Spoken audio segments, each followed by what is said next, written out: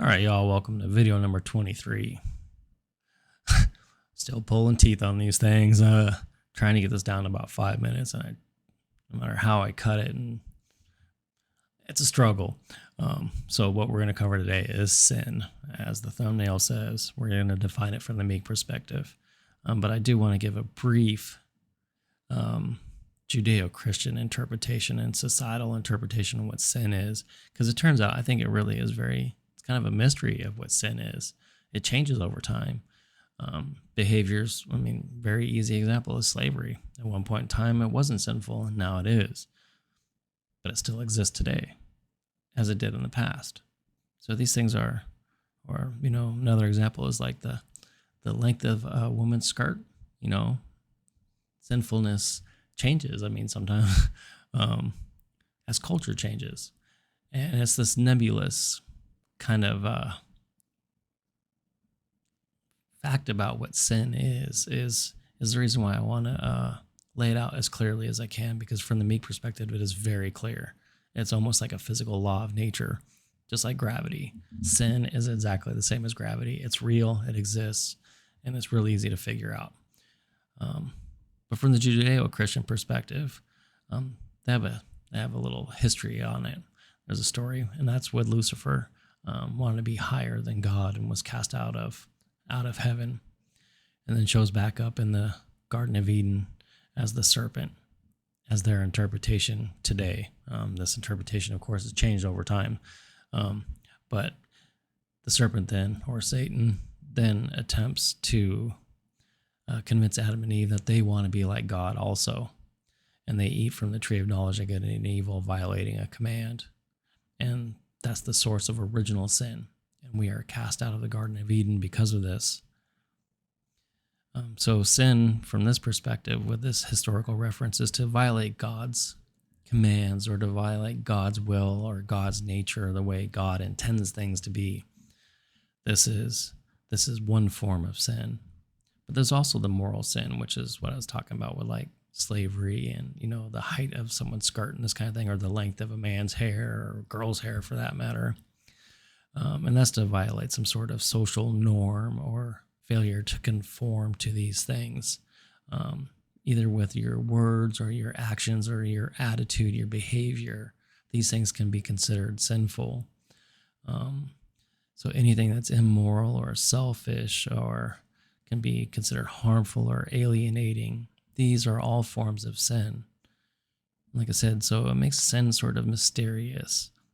I was reading one guy who says that to be sinful is to not rely on God. So the more independent that you are as a human being, the more sinful you are, which I think is just another nebulous cloud to add to this mystery of what sin is. But like I said, from the meek perspective, it's pretty straightforward.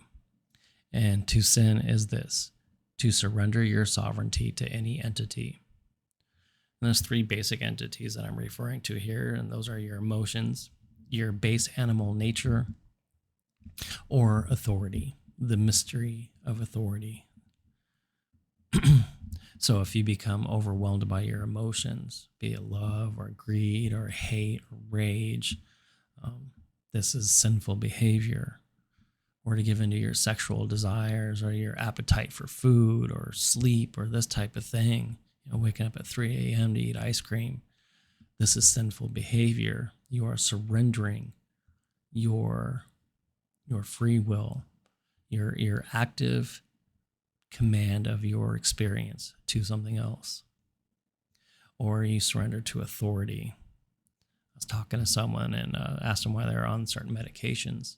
They're like, well, the doctor said I needed to. And I'm like, and? He's like, whatever the doctor says, I'm going to do.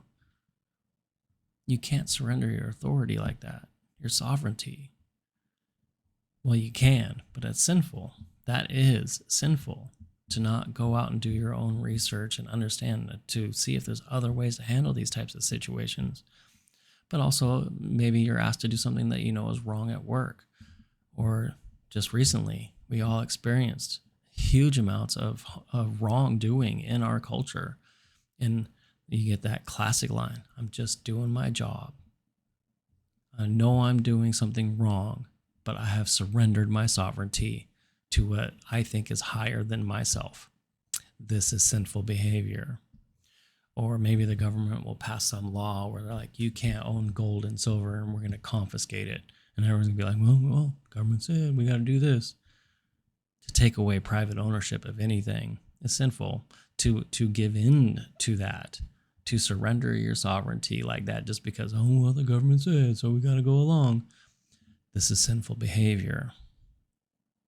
So now that we've identified sinful behavior, what is a sinner? Now, technically, they'll say that we're all sinners. And in a way, they're correct. We all give into these things. This is why we're here. This is part of the experience of being a human being. This is part of the experience of consciousness. But outside of that, you will notice that a huge swath of the population has full-time surrendered their sovereignty. They do not have free will. They have let go of the reins and just sort of bobbing along.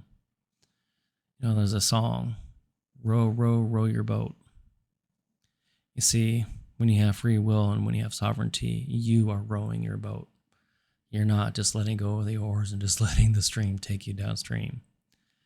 And most people will call these, what do you call them? Let's just call them the general population. I don't want to. And they go along with the story.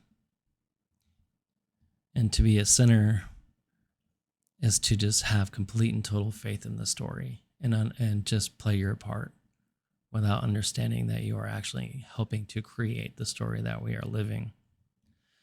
Now, this perspective is actually laid out clearly in the Bible, as most things are. If you go looking for them, you'll find it in the Bible. And that happens to be Genesis 4:7. This is the Cain and Abel story where God says, sin is lying at your door and it wants to have its way with you, but you must rule over it. In general, something like that. So sin is your emotions. It is authority. It is your bodily desires. And it's waiting for you. It wants you. All these entities want to take control of you, but you must learn how to control these things. You must master them. And then we'll end this with Matthew 5, the Beatitudes. Jesus gives you the prescription for how to do that. And I've covered this before. You must learn to, what does it say, be poor in spirit. That means you must learn to let your emotions go. And then you mourn the loss of the old person that you used to be because now you've gained all this responsibility. It's like your childhood, you have to let it go. And then you become a powerful person, which is meek. And then you go out in the world and seek justice and peace and all these other things. This is the path for learning how to master the sin that will always lie at your door. And the door, of course, being your mind. These things always will be lying there. Your own thoughts can take over your mind because they're not your own thoughts. All that is known is already known. So with that, my friends, gain your free will. Don't become a sinner. Just be someone who sins and try and learn from that.